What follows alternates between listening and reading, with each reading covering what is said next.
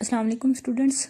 हमारा next topic है एंथोसीरस और हम इसमें पढ़ चुके थे कि एग की फर्टिलाइजेशन होती है, फिर जाइगोट बनता है। और ये आपने फर्स्ट जो है इंट्रोडक्शन वाले चैप्टर में भी पढ़ा था कि जब जाइगोट बनता है तो रिमेनिंग जो थैलस होता है गैमेटोफाइट का और आर्चिगोनियम जो है ये जाइगोट के बाहर प्रोटेक्टिव एक लेयर बना देते हैं सेल्स की। This layer is known as calyptra. और उसके बाद है हमारे पास ये sexual reproduction and vegetative reproduction हम पढ़ चुके हैं। ये सेक्सुअल रिप्रोडक्शन हमेशा जो है वो स्पोरोफाइट में होती है और स्पोरोफाइट जो ब्रायोफाइट्स के अंदर होता है इसको स्पोरोगोनियम भी कहते हैं। This is diploid structure.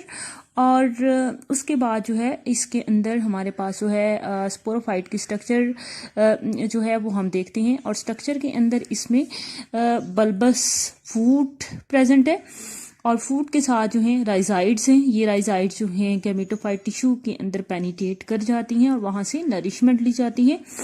उसके बाद इसमें स्टॉक जो है वो इतनी वाजिया नहीं होती, स्टॉक या सीटा जो है वो प्रेजेंट नहीं होता। देन इसके अंदर जो है कैप्सूल का पोर्शन है, तो फूड और इसमें कैप्सूल प्रेजेंट होता है।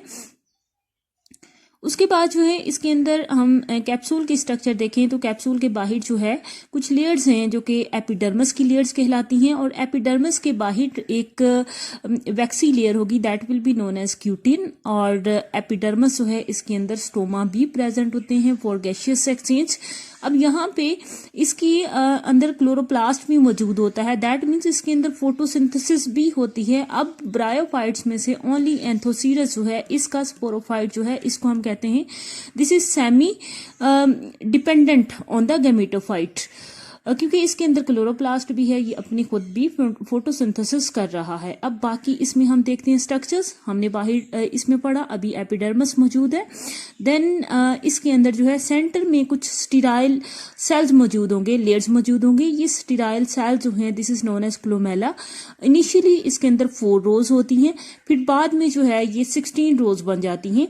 एंड देन जो है ये कैप्सूल की बेस के ऊपर जो है यहाँ पे जो सेल्स होंगे दीज आर मेरिस्टेमेटिक सेल्स, ये डिवाइड करते हैं और डिवाइड होने के बाद सेल्स ऐड करते रहते हैं कैप्सूल के रीजन की तरफ। एंड उसके बाद जो है यहाँ पे अपर जो कैप्सूल के सेल्स हैं between the epidermis and columella the cells are sporogenous sales.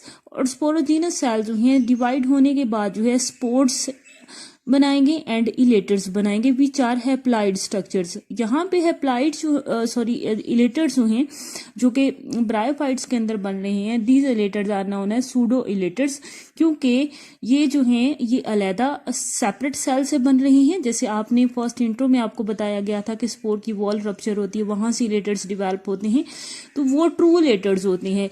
यहाँ पे क्या है कि सेपरेट सेल्स हैं और वो सेल्स जो हैं स्पोर्स के साथ अटैच हो जाते हैं, उसकी डिस्पर्शन में हेल्प कर रहे हैं। So this elaters will be known as pseudo elaters. तो बेसिकली ये हमारे पास स्ट्रक्चर थी स्पोरोफाइट की जिसमें फूट है, फिर कैप्सूल है और कैप्सूल की हमने कुछ स्ट्रक्चर्स देखी हैं। उसके अंदर स्ट्रक्चर्स कौन सी मौजूद होती हैं, मेरिस्टेमेटिक रीजन होता है, स्पोरोजीनस टिश्यू होता है, स्पोर्स होते हैं, देन एपिडर्मस है और इसमें क्लोरोप्लास्ट भी मौजूद होगा। नेक्स्ट है डेवलपमेंट ऑफ स्पोरोगोनियम और डेवलपमेंट जाइगोट से होती है। जाइगोट डिवाइड करता है into 2 cells then 4 cells. 4 cells से 8 सेल्स बनते हैं। 8 सेल्स में लोअर जो 4 सेल्स हैं वो फूट बना देंगे, फूट के साथ आपको पता है राइजाइड्स डिवेल्प होंगी, these will penetrate into the gametophyte tissue. जो अपर 4 सेल्स हैं इनके अंदर डिवीजन होगी और ये डिवाइड होने के बाद जो है आउटर जो हैं 8 सेल्स बना देंगे which are known as amphithecium. और इनर जो हैं 8 सेल्स हैं central, these 8 cells are known as endothecium. और इसके अंदर जो एम्फीथीसियम के सेल्स हैं ये कैप्सूल की वॉल बना रहे हैं, साथ में स्पोरोजिनस सेल्स बनाएंगे जो कि स्पोर्स बनाते हैं। एंडोथीसियम के सेल्स जो हैं ये स्टीराइल सेल्स बनाते हैं या फिर क्लोमेला का रीजन। तो ये हमारे पास जो है ये डेवलपमेंट थी ऑफ स्पोरोगोनियम जिसमें हमने पढ़ा है जाइगोट होता है, it divides into 4 cells then 8 cells. जब 8 सेल स्टेज पे होता है तो लोअर 4 सेल्स जो हैं ये फूट बना देते हैं, बाकी जो है फर्दर डिवाइड करता है into 2 regions amphithecium and endothecium.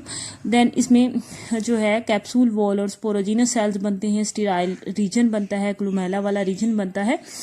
Spores जो हैं जो कि स्पोरोफाइट के अंदर प्रोड्यूस होते हैं, ये स्पोर जब हम इसकी स्ट्रक्चर देखें तो ये जो है यूनिसेलुलर होते हैं। इनकी 2 वॉल्स होते हैं। आउटर वॉल जो है हार्ड होती है, टफ होती है, और इसकी ऊपर स्पाइनी भी हो सकती है। ठीक है, this is known as outer wall जो है उसको हम कहते हैं एक्साइन, और एक्सोस्पोरियम इनर वॉल जो है ये मेम्ब्रेनस होती है, इसको इंटाइन और एंडोस्पोरियम कहते हैं।